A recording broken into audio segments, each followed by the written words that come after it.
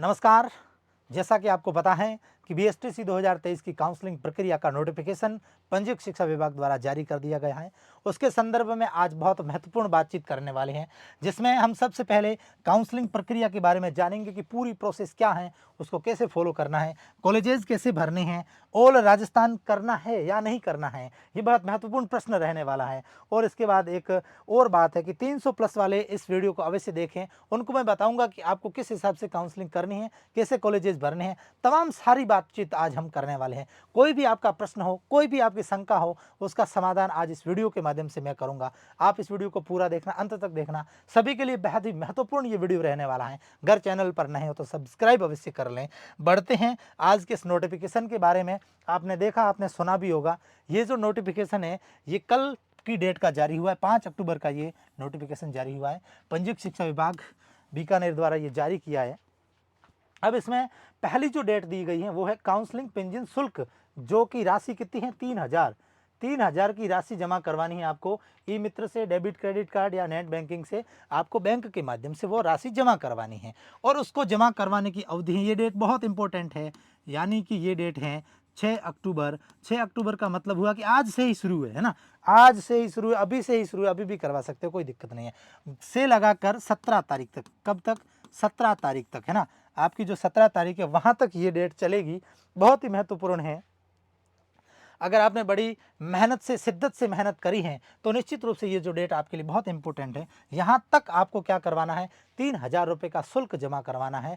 वहाँ पर आपका पंजीयन हो जाएगा और फिर आप काउंसलिंग के लिए पात्र हो जाएंगे। फिर आपको नेक्स्ट चरण में क्या करना है, आपको जो है शिक्षा संस्थान में प्रवेश लेने के लिए ऑनलाइन सूची का जो विकल्प देना होगा, यानी कि आपको कॉलेजें भरनी होगी। यहाँ पर किसी को लैंग्वेज समझ में नहीं आई है तो मैं बता देता हूँ। इसका मतलब होता है कॉलेज भरना, है ना, जो कॉलेज हैं उनको भरना, है ना, कॉलेजों को भरना, कॉलेजों को भरना, है ना।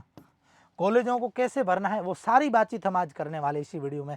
मैं सारी बातें बताऊंगा कि कैसे कॉलेज भरना है। हड़बड़ाहट नहीं करनी, वीडियो को पूरा देखना है, लास्ट तक देखना है। सारे प्रश्नों के उत्तर आप इसी वीडियो में देख पाएंगे, आपको कहीं पूछने की आवश्यकता नहीं है, सारी बातें बता दूंगा, लेकिन आराम से देखना है। इसका मतलब दूसरे वाले ऑप्शन का मतलब कॉलेजें भरना। कॉलेजें कब तक भरनी है, यही 6 अक्टूबर है ना, यही 6 अक्टूबर से लगाकर और कहाँ तक, 18 तारीख तक। एक दिन आपको एक्स्ट्रा दिया है ना, 18/10 तक है ना, एक दिन आपको एक्स्ट्रा दिया है कॉलेज भरने के लिए। कॉलेज भरने के लिए आपको एक दिन जो है पंजीयक शिक्षा विभाग ने एक्स्ट्रा दिया है। अब 2 डेटें याद हो गई, कोई दिक्कत नहीं है। इन डेटों को भूलना मत, बढ़िया तरीके से याद रखने हैं। और इम्पोर्टेंट ये हमारे लिए डेट्स है क्योंकि हमने मेहनत की है। निश्चित रूप से इनका हम बहुत बढ़िया तरीके से ध्यान रखेंगे और ध्यान रखते हुए हम जो है काउंसलिंग करवाएंगे। अब पहला प्रश्न आपका कि काउंसलिंग प्रोसेस क्या है, कैसी प्रोसेस है, कैसे करना है, ये देखिए, है ना। इस प्रोसेस को हम यहाँ पर समझते हैं। काउंसलिंग प्रोसेस क्या है, काउंसलिंग जो प्रोसेस है उसको आपको कैसे देखना है, काउंसलिंग की जो प्रोसेस है उसको आपको कैसे देखना है। अब देखिए स्टूडेंट, काउंसलिंग प्रोसेस का मतलब ये हुआ कि आपको सबसे पहले ई मित्र पे जाना है। ई मित्र पे जाके ही करवाना, खुद जो है वो करने की कोशिश मत करना क्योंकि कई बार गड़बड़ हो जाती है। इसलिए जाता है, 100-200 रुपये लगते हैं तो कोई दिक्कत नहीं है। फिर आपको वहाँ पर जाके मैं पूरी प्रक्रिया है वो आपको समझा रहा हूँ, इसलिए बढ़िया तरीके से लास्ट तक इस वीडियो को देखना। देखिए, बढ़िया तरीके से ई मित्र पे जाना है। ई मित्र पे जाने के बाद सारे डॉक्यूमेंट लेके उसको कहना है कि भाई हमारे अंक तालिका है, आप क्या करिए, आप जो है हमारे काउंसलिंग को, इस प्रक्रिया को शुरू करिए। वो फिर वो सारी चीज़ें काउंसलिंग प्रक्रिया के माध्यम से आपका आवेदन कर देगा। सारी जो भी जानकारी है वो फिलअप करके बढ़िया तरीके से, और पूरी सावधानी से वो चीज़ें देखनी है ना। क्या करनी है, सावधानी से वो सारी चीज़ें देखनी है ना। बहुत सारे बच्चे इधर उधर जाके बाकी फाड़ने लग जाते हैं और फिर लास्ट में गड़बड़ हो जाती है, ये तो ऐसे हो गया, अब वो करो, एफिडेविट दो, सारी चीज़ें दो, है ना। फिर कुछ बच्चे धूजने भी लग जाते हैं। ऐसा काम अपने नहीं करना है ना, ऐसा काम अपने नहीं करना, पूरी सावधानी रखनी है। 10-5 मिनट बाद हम बातें कर लेंगे, क्या दिक्कत, सावधानी से फॉर्म भरा, सारी चीज़ें हो गई। अब ये तो काउंसलिंग की प्रोसेस की प्रक्रिया हो गई। अब दूसरी चीज़ यहाँ पर हमने देखी कि कॉलेज कैसे भरनी है ना। अब कॉलेज कैसे भरनी है, अब कॉलेजों को कैसे भरना है, देखिए कॉलेजों को कैसे भरना है, कॉलेज कैसे भरें, है ना। ये आपके लिए एक ज्वलंत प्रश्न है कि कॉलेज कैसे भरें। कुछ बच्चे कहते हैं कि जो कॉलेज हैं उनको जो है सीधा भर दें, है ना, 1-2 भर के छोड़ दें या एक भर दें, ऐसा नहीं करना है। अब मैं 2-3-4-5 स्टूडेंट का उदाहरण देके बताता हूँ कि एक स्टूडेंट है जिसको 30 नंबर आ रहे हैं, ठीक है। और एक स्टूडेंट है जिसको 375 नंबर आ रहे हैं, कितने, 375 नंबर आ रहे हैं, ठीक है। दो इस प्रकार के स्टूडेंट हैं। इन दोनों को कॉलेजेस कैसे भरनी है उसको आप बढ़िया तरीके से देखना है। इनको कॉलेज कैसे भरनी है बड़े बड़े अच्छे से देखना है। अब 430 नंबर है और उसको ऐसा मन में लग रहा होगा, ऐसी फीलिंग आ रही होगी कि मैं तो बहुत 30 मार खान हूँ और मेरा नंबर आ जाएगा आसानी से ना, मेरा सीधा चयन हो जाएगा, बाकी किसी और कॉलेज को भरने की ज़रूरत नहीं, एक कॉलेज भर देता हूँ वही मिल जाएगी, ओके है, फिर कोई दिक्कत नहीं ना। और उसने ऐसा किया कि सीधा केवल एक नंबर कॉलेज जो भी थी उसको अच्छी लगी और उसने उसको क्या कर दिया, फिलअप कर दिया, उस कॉलेज को भर दिया, ठीक है। ऐसा नहीं करना है, ऐसी गलती कभी नहीं करनी है। आपको भले कितने ही नंबर है, आपको कम से कम 15 कॉलेज भरनी है। कितनी कॉलेज, कम से कम 15 प्लस कॉलेज भरनी है। आपको भले ही मैं कहता हूँ कि 480 नंबर भी आए फिर भी 15 प्लस कॉलेज आपको भरनी है, 15 प्लस कॉलेज भरनी है। क्या पता किसी एक कॉलेज में आपकी 50 सीट हैं और 50 स्टूडेंट आपसे ज़्यादा नंबरों वाले आ जाए, है ना, आपसे ज़्यादा नंबरों वाले आ गए तो क्या करोगे, तो क्या करोगे। ऐसी स्थिति में 15 प्लस कॉलेज है तो आपको भरनी ही भरनी है ना। अब क्या करना है, 15 प्लस कॉलेज है कैसे भरनी है, अभी बैठ के आराम से एक लिस्ट आ जाएगी, उस लिस्ट में कॉलेजों की आप एक सूची बना लीजिए। जैसे कि हम पोखरण जैसलमेर से है तो नज़दीकी जो भी कॉलेज हैं, जितने भी ज़्यादा नंबर वाले स्टूडेंट को सजेस्ट करते हैं कि आप पहले जैसलमेर ज़िले की भर दीजिए, फिर बाड़मेर ज़िले की भर दीजिए, फिर जोधपुर बीकानेर तमाम पाली नागौर वाले ये नज़दीक वाली भर दीजिए, हम ऐसे सजेस्ट करते हैं। आप अगर सीकर झुंझुनू से हो वहाँ वाली भरिए, आप अगर पूर्वी राजस्थान से हो सवाईमाधोपुर करौली वाला इत्यादि धौलपुर से हो तो वहाँ नज़दीकी जो आपकी कॉलेज हैं वो भर लीजिए। उन 15 कॉलेजों की लिस्ट बना लीजिए, इसमें कौन सी बड़ी बात है ना।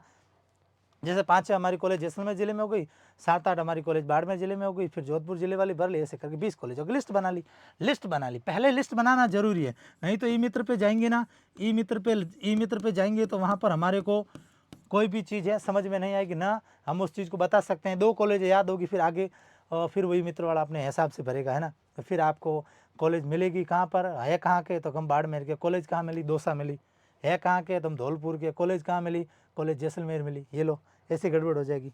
ऐसा बिल्कुल नहीं करना है। 15-20 कॉलेज की लिस्ट बना लो बड़े अच्छे तरीके से। मिलती कैसे कॉलेज, वरीयता क्रम से मिलती है। कैसे मिलती है, वरीयता क्रम से मिलती है ना, वरीयता क्रम से मिलती है। जैसे कि आपके नंबर उदाहरण के लिए यहाँ पर 406 नंबर है, ठीक है, 406 नंबर है आपके, लेकिन वरीयता क्रम में आपको 5वीं कॉलेज नहीं मिली, 6ठी कॉलेज आपको मिल जाएगी, क्योंकि आपका नंबर 6ठी वरीयता पे जो आपने कॉलेज भरी थी वहाँ तक आप कट ऑफ में आ रहे हो। वहाँ तक जैसे कि 50 सीट थी, है ना, 35 स्टूडेंट ऐसे थे जो आपसे ज़्यादा नंबर वालों ने इस कॉलेज को मांगा, 36वां नंबर आपका था, 306 पे, 406 पे आपका 36वां नंबर था, आपको 6ठी कॉलेज मिल गई। यूँ वरीयता क्रम से मिलती है ना, क्योंकि नज़दीक वाले तो फिर नज़दीक वाले स्टूडेंट ज़्यादा नंबरों वाले अपने पास कॉलेज लेने की कोशिश करते हैं, उसी को तो मनपसंद कॉलेज बोलते हैं, है ना, मनपसंद कॉलेज लेते हैं। इसलिए लिस्ट बना लेना। और कॉलेजें मिलती कैसे हैं, वरीयता से मिलती है। कैसे मिलती है, वरीयता से मिलती है ना, वरीयता क्रम से, इसी प्रकार से। और यही स्टूडेंट 375 वाले, इसको भी गलती नहीं करनी है, इसको भी कम से कम एक देखो फैक्ट है BSTC का, मैं बता देता हूँ। जितनी ज़्यादा कॉलेज भरोगे, है ना, जितनी ज़्यादा कॉलेज भरोगे, जितनी जो आप ज़्यादा कॉलेज भरोगे उतना ही आपको ज़्यादा फ़ायदा होगा, है ना, उतना ज़्यादा फ़ायदा होगा, उतना ही आपको ज़्यादा फ़ायदा होगा। ये आप रट लो, ये आप मान लो। इसलिए कॉलेज भरने में कोई कंजूसी मत कर, भले ही 50 कॉलेज भर दो, है ना। क्या पता संयोगवश आपने जो चॉइस मांगी है और किसी को वो अच्छी नहीं लगी है और आपके नज़दीक वो कॉलेज और आपको मिल जाए, है ना, क्या पता। लेकिन हम भरते ही नहीं, हम पहले से यूँ हारे हुए मन से बैठे रहते हैं कि मैं तो बाड़मेर का हूँ और फिर बाड़मेर वाली कॉलेज है तो मेरे को मिलेगी नहीं, नंबर 375 है ना। बाड़मेर के स्टूडेंट ऐसे होंगे जिनको इतने नंबर आ रहे हैं, क्या पता संयोगवश कोई सीट खाली रह जाए और आपको मिल जाए। इसलिए बहुत ज़्यादा कॉलेजें भरनी चाहिए, है ना, ज़्यादा संख्या में कॉलेज भरनी चाहिए, तब जाके ये चीज़ें। लिस्ट बना लो बढ़िया तरीके से, फिर अच्छे अच्छे से कॉलेज भर लो और फिर फाइनली फुल्ली हमें क्या करना है, जो एक लास्ट ऑप्शन है हमारे पास, जो आपने देखा ऑल राजस्थान करें या नहीं करें, है ना। और मैं बताऊंगा कि काउंसलिंग किसे करनी है ये भी बताइए, काउंसलिंग किसे करवानी ये भी बताऊंगा, ठीक है ना। चैनल पर नए हो तो सब्सक्राइब कर दो अभी जाके, है ना, मुझे पता है आपने किया नहीं अभी तक, केवल सुन नहीं रहे हो, कर दीजिए। अब देखो ऑल राजस्थान करना है या नहीं करना है, इसको हम देखते हैं, है ना। ऑल राजस्थान, है ना, ऑल राजस्थान करना है या नहीं करना है। बहुत सारे स्टूडेंट जो है ऑल राजस्थान नहीं करते हैं, है ना, बहुत सारे स्टूडेंट ऑल राजस्थान नहीं करते हैं। फिर कहते हैं कि गुरुजी मेरे तो 409 नंबर थे फिर भी मुझे कॉलेज मिली नहीं। बेटा कितनी कॉलेज भरी थी, कॉलेज भरी थी मैंने 5, अच्छा 5 भरी थी, फिर ऑल राजस्थान किया था तो नहीं किया, तो कहाँ से मिलेगी। वरीयता वरीयता क्रम के अनुसार आपको 5 कॉलेजें नहीं मिली गई, आप उनके दायरे में नहीं आए, उससे ज़्यादा वाले स्टूडेंट बैठे थे तो उनको मिल गई। ऑल राजस्थान करते तो कहीं ना कहीं मिल जाती। तो फिर अब 409 नंबर आने के बाद भी कॉलेज नहीं मिली, क्योंकि ऑल राजस्थान नहीं किया। लेकिन एक स्टूडेंट को 375 नंबर आ रहे थे, है ना, कितने नंबर आ रहे थे, 375, और उसने ऑल राजस्थान को क्या किया, हाँ कर दिया। क्या कर दिया, हाँ कर दिया, और संयोगवश कहीं ना कहीं उसको कॉलेज मिल गई, उसको कहीं ना कहीं कॉलेज मिल गई। किसी भी स्टूडेंट को ऑल राजस्थान में नहीं करना, ये नहीं वाला ऑप्शन तो चूज करना ही नहीं है।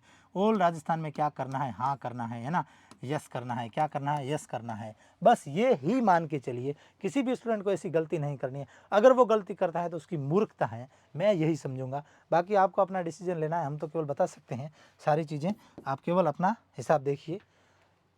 ये ऑल राजस्थान वाली बात हो गई। अब काउंसलिंग किसे करवानी है ना, अब जो है वो जो है काउंसलिंग जो है वो किसे करवानी है ना, काउंसलिंग जो है वो किसे करवानी है ना, काउंसलिंग जो है वो किसे करवानी है, कौन काउंसलिंग करवाए, है ना। यहाँ पर मैं 3 श्रेणियाँ लिखूंगा, कितनी, 3 श्रेणियाँ लिखूंगा। कितनी श्रेणियाँ लिखूंगा, 3 श्रेणियाँ लिखूंगा। ध्यान से सुनना बढ़िया अच्छे से। इसके साथ साथ कट ऑफ का भी जिक्र होता जाएगा, है ना, कट ऑफ का भी जिक्र होता जाएगा, ये भी ध्यान रखना है ना। काउंसलिंग और कट ऑफ दोनों, काउंसलिंग और कट ऑफ दोनों। पहली कैटेगरी जो मैं बता रहा हूँ वो है सेफ स्कोर, है ना, वो है सेफ स्कोर वाली। कौन सी है, सेफ स्कोर वाली, है ना। दूसरी स्थिति है 300 प्लस, ठीक है, और चौथी स्थिति, तीसरी स्थिति है 350 प्लस। एक चौथी स्थिति और भी बन रही है ना, एक चौथी स्थिति और भी बन रही है, और एक चौथी स्थिति है अन्य, है ना। क्योंकि मैं सारे स्टूडेंट्स के जवाब दूंगा, ऐसे नहीं कि केवल जनरल ओबीसी वालों के, सभी के जवाब दूंगा। किसको काउंसलिंग करवानी है, किसको नहीं करवानी, वो भी देखिए। अब सेफ स्कोर, सेफ स्कोर तो मैं ये मान रहा हूँ, इस सेफ स्कोर से आप यही मानिए कि कट ऑफ भी यही जो है बिल्ड करने वाली है ना। बाकी करवानी तो है ही, आगे कैसे करवाने वो सारे समझिए। सेफ स्कोर, सेफ स्कोर वालों का ये मतलब हुआ कि ऐसे स्टूडेंट जिनको बहुत अच्छे नंबर आ रहे हैं, जिनको बहुत अच्छे नंबर आ रहे हैं, जिनको बहुत अच्छे नंबर आ रहे हैं, जैसे कि जनरल जो है, जनरल में 400 प्लस, ठीक है, ओबीसी में 390 प्लस, ईडब्ल्यूएस में 385 प्लस, एससी में 370 प्लस, और एसटी में 370 प्लस, और यहाँ पर 375 करेंगे, 375, ठीक है ये। और एमबीसी, एमबीसी में भी 385, ठीक है। ये वाली सेफ स्कोर वाली स्थितियाँ तो ये हो गई। इस यहाँ तक जितने भी स्टूडेंट हैं वो तो अपने आप को आश्वस्त मानिए कि हमारा जो है 100% सिलेक्शन होना चाहिए, क्या ना, 100% सिलेक्शन होना चाहिए, ये मैं मानता हूँ। जहाँ तक कि ये मैंने स्थितियाँ बताई है, यहाँ तक तो 100% सेफ मानना ही चाहिए। अब 300 प्लस वाले कौन है, यहाँ पर 300 प्लस वाले स्टूडेंट है एससी और एसटी के। कौन है, एसटी और एससी के। एससी और एसटी जो के स्टूडेंट जो हैं वो चाहे भले मेल हो, वो चाहे भले फीमेल हो, उन सभी को काउंसलिंग करवानी है। उन सभी को क्या करवानी है, उन सभी को काउंसलिंग जो है वो करवानी है, उन सभी को काउंसलिंग करवानी है ना। 300 प्लस एससी एसटी के मेल फीमेल जितने भी है सभी को काउंसलिंग करवानी है, सभी को काउंसलिंग करवानी। उम्मीद है कि आपका चयन हो जाए, क्या पता, कई बार सीट्स खाली रहती हैं, कई बार नए जिले बन गए, इस बार तो हो सकता है कि उनमें भी कोई चीज़ें जो कोई सीट्स प्रमोट कर दे, है ना। अब फिर 350 प्लस, यहाँ पर मैं कह रहा हूँ, यहाँ पर जनरल, ओबीसी, ईडब्ल्यूएस और एमबीसी, इन सभी कैटेगरी के जो स्टूडेंट 350 प्लस हैं, उन सभी को क्या करानी चाहिए, उन सभी को काउंसलिंग जो है वो करवा देनी चाहिए। जो स्टूडेंट एससी एसटी में वो तो 300 तक, और जनरल ओबीसी ईडब्ल्यूएस और एमबीसी के 350 प्लस वाले स्टूडेंट को काउंसलिंग करवानी चाहिए। अब ऐसा स्टूडेंट है कि सर मेरे को 281 नंबर आ रहे हैं, मैं ओबीसी से काउंसलिंग करवाऊँ क्या, तो 3000 रुपये का चंदा देना है तो भले ही दे दे, बाकी सिलेक्शन होगा नहीं। खुला स्पष्ट कह रहा हूँ, 350 से कम तो कोई चांस है भी नहीं, किसी भी सूरत हाल में भी सिलेक्शन नहीं हो सकता है। फिर भी आप अगर अपना मन नहीं रहता है तो काउंसलिंग करवा दीजिए। भटकते भटकते आपके 3000 रुपये वापस आ जाएंगे, कोई दिक्कत नहीं। और अगर आपका नंबर आ गया तो आपकी फ़ीस में ये पैसे इंक्लूड हो जाएंगे। कितने? 3000 रुपये। काउंसलिंग फ़ीस कितनी है? 3000 रुपये, है ना, कोई ज़्यादा नहीं है ना आजकल तो होता रहता है। खैर वो छोड़िए, तो फिर आप करवा सकते हैं, कोई दिक्कत नहीं, ये वाली बात। अब अन्य में मैं बात कर रहा हूँ, अन्य में मैं बात कर रहा हूँ उन कैटेगरियों की जिनके बहुत ज़्यादा प्रश्न आते हैं। अन्य में मैं बात कर रहा हूँ जिनके बहुत ज़्यादा प्रश्न आते हैं। सबसे पहले तो विडो की, ठीक है, फिर डिवोर्स की, है ना, विडो की, डिवोर्स की, और एक्स सर्विसमैन की, है ना, विडो, डिवोर्स, एक्स सर्विसमैन, और फिजिकल हैंडीक्राफ्ट, है ना, जो फिजिकल हैंडीक्राफ्ट यानी कि जो दिव्यांग भाई हैं वो, है ना, वो, ये 4-5 ऐसी कैटेगरियाँ हैं। इनके मेरे पास बहुत ज़्यादा कमेंट्स, मैसेज, फ़ोन वगैरह आते हैं। विधवा, तलाकशुदा, एक्स सर्विसमैन, दिव्यांग, है ना, दिव्यांग, इन सभी को मैं ये कहना चाहता हूँ कि आप अगर इस कैटेगरियों में आते हो तो आपको काउंसलिंग करवा देनी चाहिए, भले आपको कितने ही नंबर आ रहे हैं, है ना, आपको काउंसलिंग करवा देनी ही है। काउंसलिंग जो है आपको वो करवानी ही है, किसी भी सूरत हाल में छोड़ देना नहीं है। अब देखो, अभी कई बार रीट का नंबर आया था, रीट का रिजल्ट आया था, उसमें जो है हिंदी की जो कट ऑफ रही थी, किसकी? डिवोर्स की, वो कट ऑफ 100 नहीं 87 नंबर बढ़ी थी। कितने नंबर बढ़ी थी? 87 नंबर बढ़ी थी, है ना, 137 गई थी हाईएस्ट, है ना, 137 गई थी, कहने का मतलब, इसलिए मेरे को 100 याद है। 87 नंबर वो कट ऑफ बिल्ड कर गई थी और कोई पता नहीं चलता। और पिछले वर्ष, उससे पहले जो बात थी, वो केवल और केवल कट ऑफ बढ़ी थी 46 नंबर, इससे डबल भी बढ़ सकते हैं। अब इसका हम कोई कुछ नहीं कह सकते हैं। इसलिए डिवोर्स, विडो, एक्स सर्विसमैन, दिव्यांग यानी फिजिकल हैंडीक्राफ्ट वगैरह, इन सभी को जो है काउंसलिंग करवा देनी, भले आपको कितने ही नंबर आए। 300-3000 की चिंता नहीं करनी, आपके वापस आ जाएंगे, भले 12 महीने बाद आ जाए, करवा देनी, है ना। लेकिन आप ओबीसी से और आपको 330 के आसपास नंबर आ रहे हैं तो फिर मन को समझाने के लिए भले करवा लो, 3000 रुपये आप भले ही दे दो, वो 12 महीने बाद वापस आ जाएंगे, ऐसा कुछ नहीं है। लेकिन सिलेक्शन की बहुत ही कम उम्मीदें, है ना, सिलेक्शन की बहुत ही कम उम्मीदें। इस प्रकार से आप काउंसलिंग करवा सकते हैं। ये सारी तमाम बातें मैंने आपको बता दी है, एक बार आप इन बातों को देख सकते हैं, है ना। ये सैप स्कोर वाली बात, ये 300 प्लस किनको करानी है, 350 प्लस वाले कौन है उनको करवानी है, और अन्य में इन सभी को इस प्रकार से अपनी बातें जो है इस काउंसलिंग के रूप में करवानी है, ठीक है। तो काउंसलिंग प्रोसेस समझ ली, कॉलेज कैसे भरना है समझ लिया, ऑल राजस्थान करना है कि नहीं करना है, 300 प्लस वालों को मैंने क्यों देखने के लिए कहा था ये भी मैंने बताया आपको, ये भी मैंने आपको बता दिया है कि किस हिसाब से उनको सारी चीज़ें देखनी है, ठीक है। सारी बातें आपको समझ में आ गई होगी, बढ़िया। अच्छे से जाके ये मैं नोट आपको एक बार फिर वापस दिखा देता हूँ, कहाँ गया, ये रहा, ये वाला, ये प्रेस नोट वापस दिखा देता हूँ। 2 डेटें याद रख लेना, 6 अक्टूबर और फिर 17 अक्टूबर ही मान के चलिए, नियत समय पे जाके करवा देना काउंसलिंग, घबराने की कोई आवश्यकता नहीं है। फिर भी कोई दिक्कत आती है, कोई समस्या आती है तो आप कमेंट बॉक्स में कमेंट कर सकते हैं। तमाम और सोर्सेज भी दी हुई है, टेलीग्राम वगैरह या फिर कॉन्टैक्ट नंबर वगैरह, तमाम प्रकार से आप संपर्क करके पूछ सकते हैं। कोई भी जानकारी आपको जो है पूछनी है पूछ सकते हैं, शंका समाधान आपका दूर कर दिया जाएगा। लेकिन इस दरमियान गलती नहीं करनी, ये ध्यान में रखना है ना, कोई भी गलती नहीं करनी, हड़बड़ी नहीं करनी, आराम से जाके अपना बढ़िया तरीके से काउंसलिंग करवा के आना है और फिर कॉलेजेस भर देनी, लिस्ट बना लेना याद करके 15-20 कॉलेज की, है ना, अन्यथा फिर वहाँ जाके इधर पूछोगे क्या भरूँ, है ना।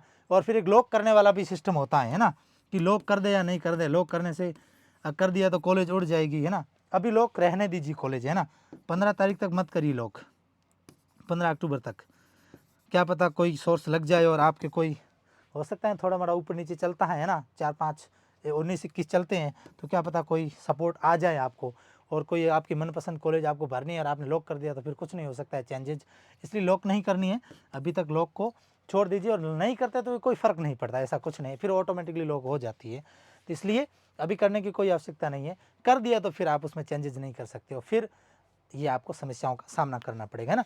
इसलिए तमाम सारी बातें हमने कर ली है, फिर भी अगर कोई बात रही है तो आप कर सकते हैं, कमेंट ज़रूर पूछिए और इस वीडियो को मित्रों तक शेयर कर दीजिए, चैनल पर नए हैं तो सब्सक्राइब कर दीजिए।